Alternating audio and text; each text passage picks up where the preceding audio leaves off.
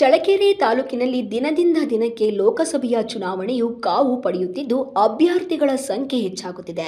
ಇದಕ್ಕೆ ತಾಜಾ ಉದಾಹರಣೆ ಜಿಲ್ಲೆಯ ಹಲವು ಕಡೆಗಳಲ್ಲಿ ಗ್ರಾಮೀಣ ಬ್ಯಾಂಕಿನ ಮುಖ್ಯ ವ್ಯವಸ್ಥಾಪಕರಾಗಿ ಸೇವೆ ಸಲ್ಲಿಸಿ ನಿವೃತ್ತಿ ಪಡೆದು ಡಿ ಕೃಷ್ಣಮೂರ್ತಿ ಎಂಬುವರು ರಾಜಕೀಯ ಅಗ್ನಿ ಪರೀಕ್ಷೆಗೆ ಅಣಿಯಾಗುತ್ತಿದ್ದಾರೆ.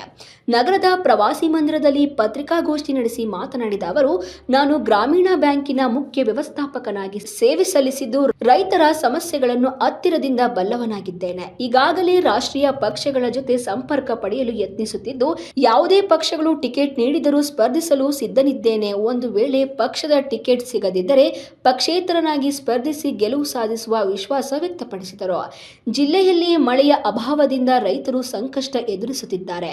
ಜಿಲ್ಲೆಯ ಯೋಜನೆಗಳಿಗೆ ಕೇಂದ್ರ ಹಾಗೂ ರಾಜ್ಯ ಸರ್ಕಾರಗಳು ಸೂಕ್ತ ರೀತಿಯಲ್ಲಿ ಸ್ಪಂದಿಸದ ಕಾರಣ ರಾಜ್ಯದಲ್ಲಿಯೇ ಅತ್ಯಂತ ಹಿಂದುಳಿದ ಜಿಲ್ಲೆಯಾಗಿ ಚಿತ್ರದುರ್ಗವು ಗುರುತಿಸಿಕೊಂಡಿದೆ. ಮತದಾರರು ನನಗೆ ಆಶೀರ್ವಾದ ಮಾಡಿದ್ದೇ ಆದಲ್ಲಿ ಜಿಲ್ಲೆಯ ಚಿತ್ರಣವನ್ನು ಬದಲಿಸಲು ಅವಿರತ ಶ್ರಮ ವಹಿಸಲಾಗುವುದು.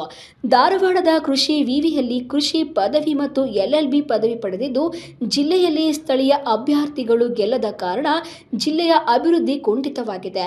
ನಾನು ಚಳ್ಳಕೆರೆ ತಾಲೂಕಿನ ನಂದೇನಹಳ್ಳಿ ಗ್ರಾಮದವನಾಗಿದ್ದು ಸ್ಥಳೀಯನಾಗಿರುವುದರಿಂದ ಜಿಲ್ಲೆಯ ಲೋಕಸಭಾ ಕ್ಷೇತ್ರ ವ್ಯಾಪ್ತಿಯ ಎಲ್ಲಾ ತಾಲೂಕುಗಳಿಗೆ ಭೇಟಿ ನೀಡಿ ಮತಯಾಚನೆ ಮಾಡುತ್ತೇನೆ. ರಾಜಕೀಯ ಕಲುಷಿತಗೊಂಡಿರುವುದರಿಂದ ಮತದಾರರು ಆಮಿಷಗಳಿಗೆ ಒಳಗಾಗದೆ ಚುನಾವಣೆಯಲ್ಲಿ ಮತದಾನವೆಂಬ ಅಸ್ತ್ರವನ್ನು ಸರಿಯಾದ ರೀತಿಯಲ್ಲಿ ಪ್ರಯೋಗಿಸಿದಲ್ಲಿ ಚಿತ್ರದುರ್ಗ ಜಿಲ್ಲೆಯ ಚಿತ್ರಣ ಬದಲಾಗುವುದರಲ್ಲಿ ಸಂಶಯವಿಲ್ಲ. ಈ ನಿಟ್ಟಿನಲ್ಲಿ ಯುವ ಮತದಾರರು ಸೇರಿದಂತೆ ಮಹಿಳಾ ಮತ್ತು ಪುರುಷ ಮತದಾರರು ಆಲೋಚಿಸಬೇಕಾಗಿದೆ ಎಂದು ತಿಳಿಸಿದರು. ಹುಟ್ಟಿದ ಸ್ಥಳ ವಾಸ ಚಳ್ಳಕೆರೆ. ಏನು ಉದ್ದೇಶ? ನಾವು ರಿಟೈರ್ಡ್ ಚೀಫ್ ಮ್ಯಾನೇಜರ್ ಆಗಿ ರಿಟೈರ್ಡ್ ಆಗಿದ್ದೀವಿ ಸರ್, ಕರ್ನಾಟಕ ಗ್ರಾಮೀಣ ಬ್ಯಾಂಕ್ನಲ್ಲಿ. ಎಷ್ಟು ವರ್ಷ ಆಯ್ತು ರಿಟೈರ್ಡ್ ಆಗಿ? ರಿಟೈರ್ಡ್ ಆಗಿ 3 ವರ್ಷ ಆಯಿತು. ಯಾವ ಉದ್ದೇಶಕ್ಕೆ ಪ್ರೆಸ್ ಮೀಟ್ ಕರೆದಿದ್ದೀರಾ ಸರ್? ಪ್ರೆಸ್ ಮೀಟ್ ಕರೆದು ಈ ಲೋಕಸಭಾ ಎಲೆಕ್ಷನ್ನಲ್ಲಿ ಕಂಟೆಸ್ಟ್ ಮಾಡಲಿಕ್ಕೆ ಚಿತ್ರದುರ್ಗ, ಅದಕ್ಕಾಗಿ ಕರೆದಿದ್ವಿ ಸರ್. ಚಿತ್ರದುರ್ಗ ಪಾರ್ಲಿಮೆಂಟರಿ ಯಾವ ಪಕ್ಷದಿಂದ? ರಾಜಕೀಯ ಪಕ್ಷಗಳಿಂದ ಟಿಕೆಟ್ ಸಿಕ್ಕರು ನಾವು ಮಾಡ್ತೀವಿ, ನಿಂತ್ಕೊಳ್ತೀವಿ. ಇಲ್ಲ ಅಂದರೆ